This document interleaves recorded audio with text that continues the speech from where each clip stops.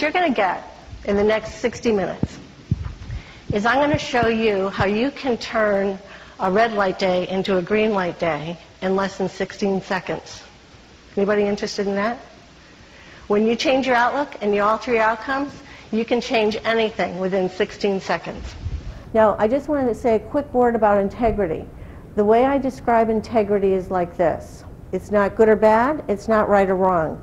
Integrity is a lot like, if you think of a building has to have structural integrity, right? So it has to have a strong foundation. Before you guys can lead, you have to have a strong foundation in a number of ways. Then you also have to have the support structures so that you can grow up or you can grow out. It needs support. So take a look. What are your support systems? Because if you have weak support systems, it's going to diminish the integrity of the building or your program. You get it? You see how it can apply in your life.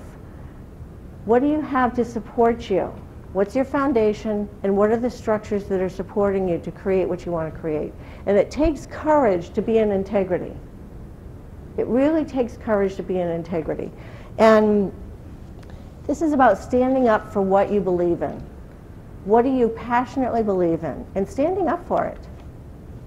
Again, you've got to go back to what's the emotion behind the thought. You can stand up for what you believe in, but if the emotion is behind that thought is coming from a place of anger or resentment or fear or something like that, that's what they're going to hear. They're not going to hear the real message. So you want to make sure that that emotion is consistent with what you want. One day, I was going to the dry cleaners, and I was crabby. I mean, just crabby. And I walked into the dry cleaners, and the young woman behind the counter was talking on the telephone, and she's talking to her friends.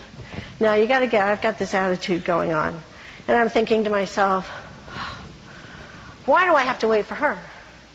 You know, why? She thinks she can talk on the phone all day long. I've got places to go. I've got people to meet. I've got things to do.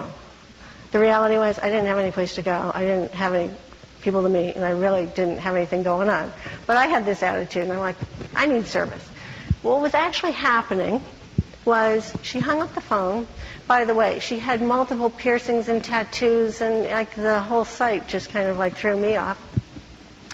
And she came around the corner, and she looked at me and she said, my goodness, it's been busy today. She said, my goodness, my friends think I can just talk on the telephone and not have anything to do. She said, my goodness, this man just came into the dry cleaners and he dropped off 30 shirts. She said, my goodness, what's in his closet if he dropped off 30 shirts? And at this point, I'm just kind of looking at her like, this is not what I expected. Not at all. So I got my dry cleaning, got in the car, and I thought, okay, what you focus on is what you get, right? And I thought, what's she focused on? She's focused on goodness. She must have said it 10 times. And I thought, what am I focused on? I thought, I'm focused on crap. Can I say that? I just did. So I did. So I was focused on crap. I was focused on things not working in my life. And so guess what I was getting? I was getting that back at me. Nothing was working in my life. So I thought, I am going to turn this around. I'm going to turn it around. I'm going to focus on goodness. This day forward, I'm focused on goodness. So I pull out of the parking lot, and I pull onto a real busy street, and I'm driving along, and I'm feeling good because I'm going to focus on goodness.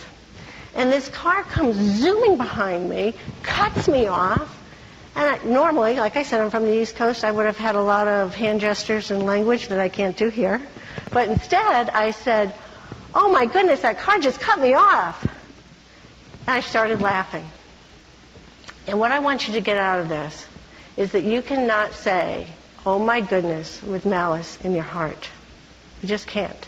So when you see yourself going down that downward spiral, you know, when you feel like you're just going down, down, down, and that you don't want to continue that. All you have to do is say, oh my goodness, I'm doing it again. You might play your life like some of the young teens that are out there that every player gets a trophy for showing up. You can live that life for showing up. Or you can live your life like you're in preparation for the World Cup. It's your choice. Your choice. It's just a moment-by-moment choice. And what's so incredible about this is when I thought 15 years ago what I wanted to do, I said I want to create a system and a process for people that they wouldn't have to remember the 7 habits, 6 steps, or 5 keys. They'd get it and can move on. I want it to be empowering, I want it to be regenerating, and I want it to be sustainable. So my request for you is to really think about how can you pass this on? How can you take this, make it yours, pass it on? Because that's the only way we're going to turn our world around in a way that has some integrity. Think about it. Where in your life, as a leader by title or a leader by influence, where are you not getting the results that you want? And there's a high likelihood that your thoughts, your words, and your actions are not aligned. And you're not taking ownership and accountability. So what you want to do is ask yourself, what can I do or say where I'm taking ownership? And then go from that place. When you see yourself blaming, turn it around. We are seeing the collapse of all of our major institutions and industries right before our eyes, particularly in the last 4 months. Now you might be sitting there going, what does this have to do with me? What does this have to do with me?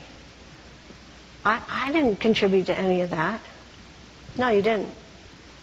But you know what? There's no accountability or integrity. And it starts with one person